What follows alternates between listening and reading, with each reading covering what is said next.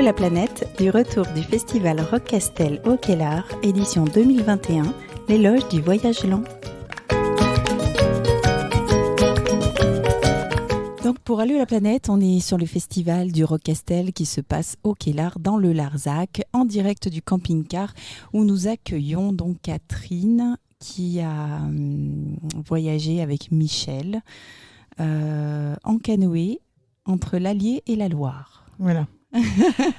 Alors, en fait, oui, j'habite Clermont-Ferrand et on est parti d'un petit village qui s'appelle Jauze, parce que l'Allier ne borde pas Clermont-Ferrand, c'est à 15 km de Clermont-Ferrand, voilà, en aval de Pont-du-Château, et ça s'appelle Jauze. On trouvait que c'était un beau nom pour partir, ouais. Et donc on est descendu jusqu'à Nantes. Mais en fait, la première descente, Michel n'était pas là, on est parti à 2 bateaux. On était évidemment 2 par bateau, donc on était 4 copains, 4 copains-copines. Et on est parti le 1er septembre 2016.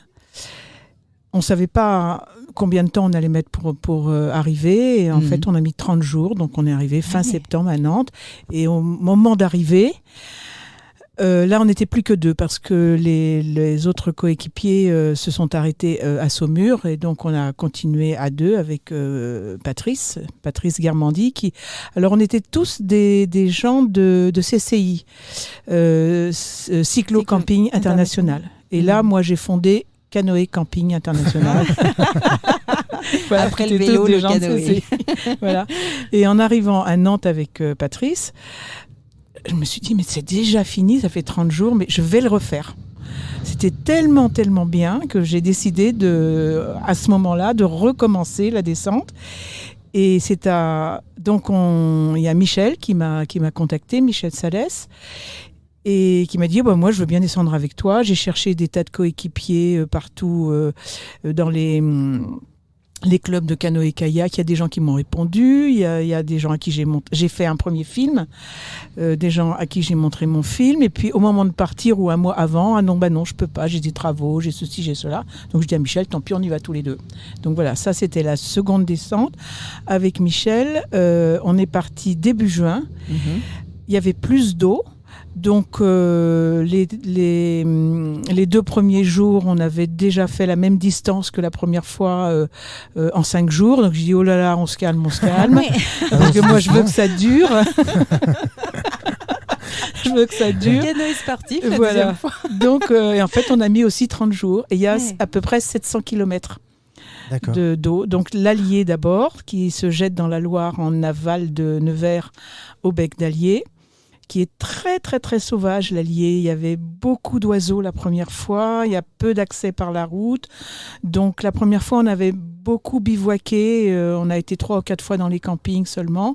Les campings, c'est pas toujours facile d'accès parce que là, il y a des plages de sable à traverser. Donc le bateau est très chargé aussi, parce qu'on est en autonomie. C'était des gens de vélo. Donc là, on s'est lâché parce qu'on s'est dit, c'est pas nous qui allons forcer dans les côtes, c'est l'eau qui va nous porter nos bagages. Donc mon bateau, par exemple, qui est un Canadien qui fait 5 mètres de long, qui est un vieux bateau en bois exotique qui a été fabriqué au moment de la guerre ou un peu avant, je pense, dans la région de Nevers, qui est bien fait pour aller sur la Loire. Alors ce bateau, il fait 5 mètres de long, 90 de large au milieu. Ah oui, il est long. Et puis, donc on avait pas mal d'affaires, on était 2, et on a calculé que ça faisait à peu près 300 kilos en tout, nous, le matériel plus le bateau, quoi. Donc il avait une bonne force d'inertie, voilà, il fallait prévoir, quoi. Donc voilà, on est parti avec Michel. Là, on s'est dit, on va prendre des pots, on va s'arrêter, on va visiter. Et on a mis 30 jours aussi la deuxième fois. D'accord, tout en visitant, alors que la première fois, il n'y avait pas de visite. Alors la première fois, on a moins visité. À chaque fois, je suis partie avec des néophytes. Moi, j'avais fait pas mal de canoë-kayak dans les années 90. J'avais des copains qui avaient ouvert une base sur le Haut-Allier, du côté de Chillac, la voûte de Chillac, enfin le Moyen-Allier plutôt. Et donc voilà, moi, je savais diriger mon bateau. J'avais descendu aussi le Cher. Avec mon mari, on voulait aller jusqu'à La Rochelle, mais on s'est arrêté après le marais Poitevin, parce qu'on ne pouvait plus avancer. Il y avait des algues, des lentilles d'eau, donc bon, voilà.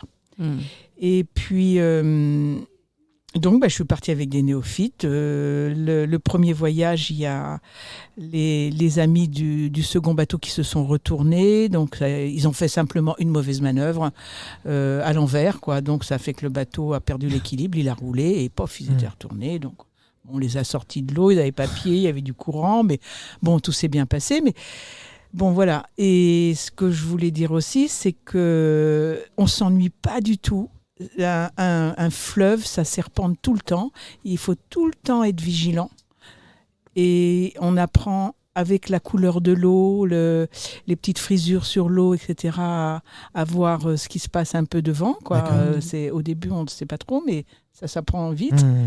Et il faut tout le temps être vigilant parce qu'il y a une meilleure route, il n'y en a pas deux. D'accord.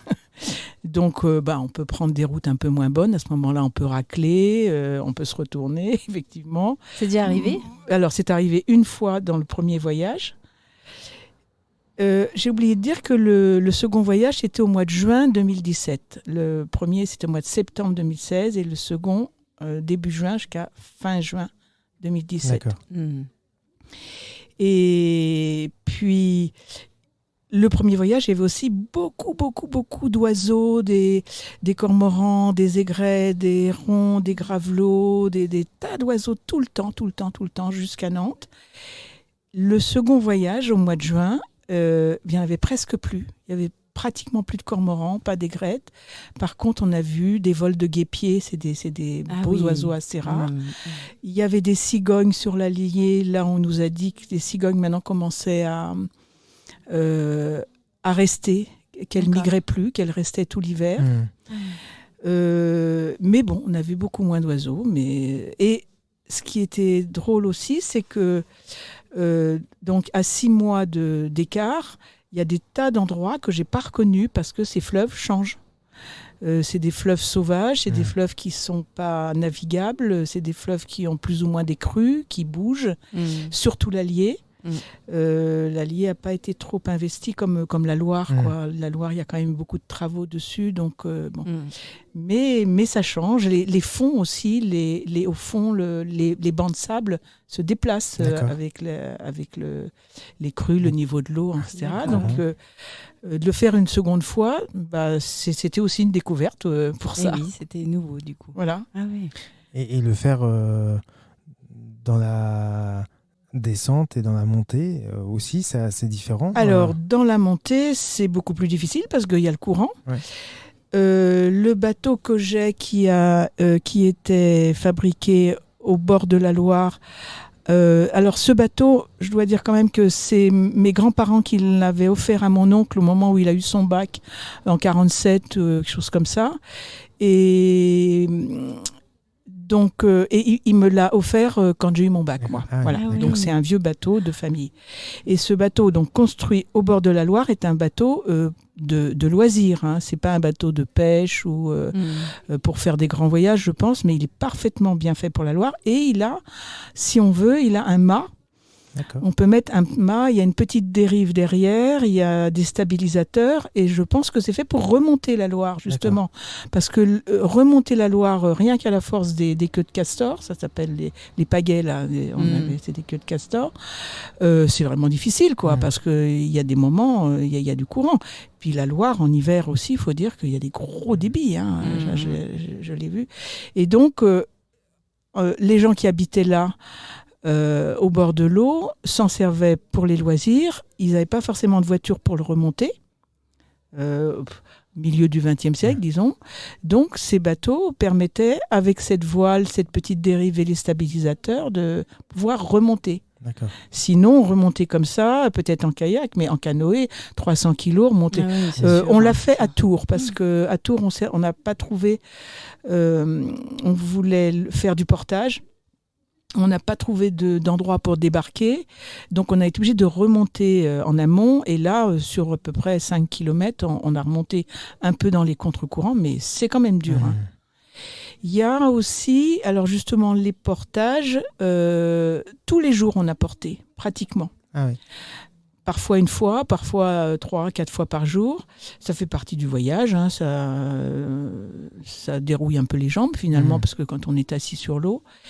Et puis, il y a les vieux ponts. Alors ça, c'est principalement les raisons du portage. C'est que les vieux ponts ont subi des crues, des guerres, de l'usure, enfin bon, et à chaque fois qu'ils tombent, les pierres des vieux ponts tombent au pied et puis restent là. Donc les passages parfois sont vraiment difficiles parce que il y a des accumulations de pierres. Donc parfois il y a un passage sur le côté qui passe s'il y a assez de courant, ou sinon on est obligé de débarquer, de porter le bateau. Alors j'ai un petit chariot avec des roulettes. Et on le met sur le chariot. Alors, il faut vider le bateau, sortir le bateau de l'eau, le mettre sur le berceau avec les 2 roues en dessous, recharger le bateau et le rouler pendant 500 mètres ou 1 ou 2 ou 3 kilomètres. Mais enfin, 1 ou 2 kilomètres, quoi. Parfois, ça dépend. Bon, parfois, c'est un peu physique, mais ça fait du bien. Voilà, c'est pas gênant. Mais il y a des portages, ça, c'est sûr. Et il y a un livre qui est vraiment très bien, c'est La Loire vue du fleuve de Jean-François Souchard aux éditions Le Canotier, qui est une bible qui indique les endroits où le train arrive, où on peut embarquer, s'il y a des boulangeries, des commerces, tous les obstacles, les ponts justement où il faut débarquer. Il y a aussi les centrales. Alors là, toutes les centrales qui bordent la Loire, c'est interdit de passer les barrages. On est toujours obligé de débarquer. Voilà. On fait du portage. D'accord. Voilà. Et puis pour se ravitailler, c'est comme à vélo, on s'arrête dans les villages, au bord de l'eau. Si c'est un petit peu loin, je fais du stop. Quand j'ai fait mes courses avec mes sacs de chaque côté, dans chaque bras, je me pointe du côté de la poste. Le premier qui sort, je ne vais pas m'emmener là, à 3 km. Et là, ils sont ravis parce que je leur raconte un peu d'où on vient, où on va, etc. Donc, c'est facile, quoi, en fait. Voilà. Alors, vous nous racontez tout à l'heure que dans les années 80, vous faisiez du canoë. Qu'est-ce qui a réveillé cette envie de descendre l'Allier, la Loire. Oui. Alors, en canoë, parce que j'ai compris que vous faisiez du vélo si vous étiez au CCI. Oui. Alors justement, en faisant du vélo, mon mari qui n'est pas très sportif, j'ai essayé de le convaincre pour faire des voyages à vélo parce que c'était sympa, quoi, si on pouvait partir tous les deux. Donc, je lui ai proposé quelque chose d'assez facile. On est parti du Pont-Luguin, Saint-Nazaire. Je lui ai fait passer le pont de Saint-Nazaire parce qu'il y a une vue extraordinaire là-haut et à vélo, donc c'était un peu chaud, mais ça passe. Et après Saint-Brévin, on est arrivé jusqu'à Tours. Et en remontant la Loire comme ça, c'était dernière semaine de mars, première semaine d'avril. Un matin, j'étais au bord de la Loire et je regardais la Loire. J'ai dit, mais il est tellement beau ce fleuve que je voudrais être dessus et pas à côté. Mais vraiment dessus, en bateau. Tellement c'était magnifique, un beau matin du mois d'avril, là. Donc il y a eu ça, et puis il y a eu la lecture, évidemment, du livre de Bernard Olivier qui s'appelle « Aventure en Loire », où lui a décidé de descendre la Loire du Mont-Gerbier-de-Jonc à pied déjà jusqu'au Puy-en-Velay. Là, il s'est fait livrer un Old Town, un canoë par la SNCF, en 2009, ce qui est totalement impossible aujourd'hui. D'accord. Parce que la SNCF ne prend que des paquets qui font moins de 3 mètres de long. Donc, c'est pas possible. Ils refusent complètement. Et bon, bref, et donc lui, c'était en 2009, ça marchait encore, et lui est descendu jusqu'à Saint-Nazaire. Et donc, il raconte son voyage, et je me suis dit, mais si lui le fait, moi aussi, je peux le faire. Il n'avait jamais fait de canoë. Donc, ces deux raisons-là, un jour de février, je ne sais plus, 2016, j'étais au bord de l'Allier avec mon petit vélo, et je me suis dit, mais j'y vais. Donc après, il a fallu trouver des copains, parce que toute seule, je peux pas, c'est pas possible. On peut pas diriger comme ça. Donc voilà, c'est le fait que la Loire soit un très beau fleuve. C'est le plus grand fleuve sauvage de France. Et ce que je voulais dire aussi, c'est que quand on est sur l'Allier, encore plus que sur la Loire, mais on est en plein centre de la France. Et on ne voit absolument pas la vie en France. Tout le monde tourne le dos au fleuve. Et c'est extrêmement sauvage, quoi. On est en dehors du monde, en dehors de la France, en plein milieu. Et c'est très, très sauvage. Et sur la Loire, un peu moins, parce qu'il y a des voies de communication et il y a le train qui passe toutes les 10 minutes à un moment. Il y a des routes de chaque côté. On entend plus de bruit, mais sur l'Allier, c'est vraiment très sauvage. Et avant, l'Allier, c'était avant que les routes existent, avant que le chemin de fer existe, c'était la voie qui menait du nord au sud en France. C'est-à-dire que tout le bassin parisien, les gens se déplaçaient sur les cours d'eau et il y avait quand même des canaux déjà et les gens allaient de Paris, si on veut, au sud de la France en descendant l'Allier. D'accord. Et en plus, les gens de l'Allier aussi pouvaient commercer beaucoup. Des bords de l'Allier, de l'Auvergne, de la Haute-Loire, là remontait ce qu'ils fabriquaient. Et puis après, il y a eu le charbon. Enfin, le charbon, les Fouchtras, les Auvergnats qui montaient vendre leurs marchandises à Paris en bateau. Quand ils arrivaient à Paris, ils vendaient le bateau en bois de chauffage et ils redescendaient avec l'ancre sur le dos en l'apportant à 2 personnes tellement c'était lourd. Ah ouais. Et là, ils se faisaient parfois trousser parce qu'ils avaient gagné de l'argent en vendant leurs marchandises et leurs bateaux. Et puis ils rentraient en Auvergne comme ça et ça prenait du temps. Il y a eu aussi, pour les constructions des navires de Louis XIV, en Haute-Loire, des endroits où ils coupaient les arbres, ils les mettaient sur des bateaux et ils descendaient ça jusqu'à Nantes pour construire les bateaux. D'accord. Et il y avait ça s'appelait des trains de bœufs où il y avait 40 bœufs, j'ai appris ça, qui descendaient les troncs des pentes du Livradois sur les berges de l'Allier et ensuite ça partait par bateau jusqu'à Nantes pour construire les bateaux du temps de Louis XIV pour aller conquérir le Nouveau Monde. Il y a un moment juste dans mon film où à Saumur, quand nos copains nous quittent pour rentrer, bon voilà.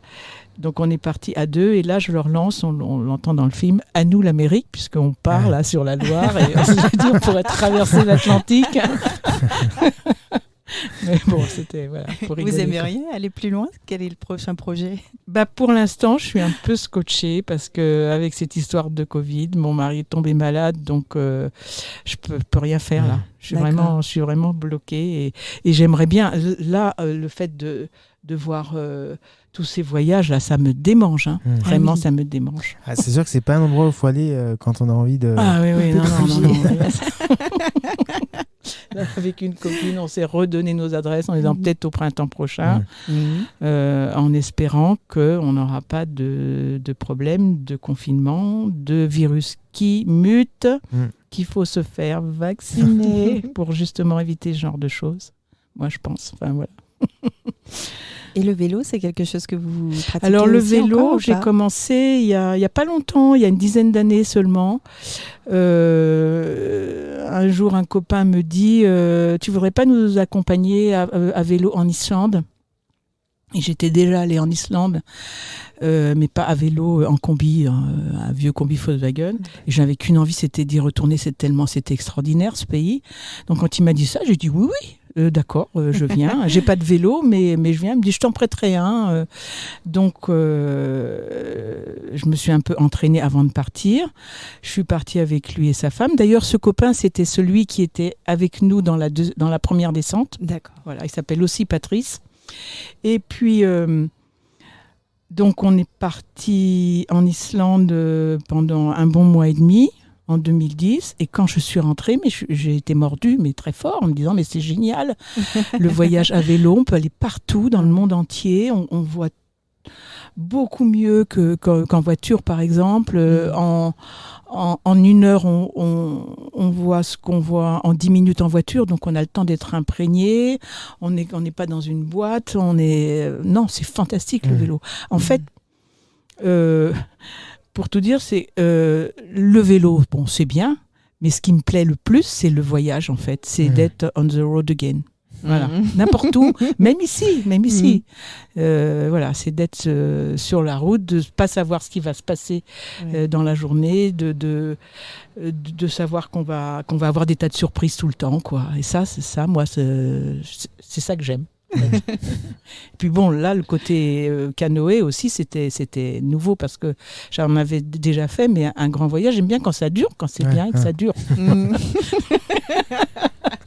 Au lieu de faire le jardin, aller faire les courses, faire la cuisine, ça, on n'a pas de surprise là. Voilà. Ouais, c'est sûr. Ça peut être sympa aussi, mais bon, 5 minutes. J'aime les surprises. Oui. Merci beaucoup. Merci à vous. À bientôt. Merci. À bientôt.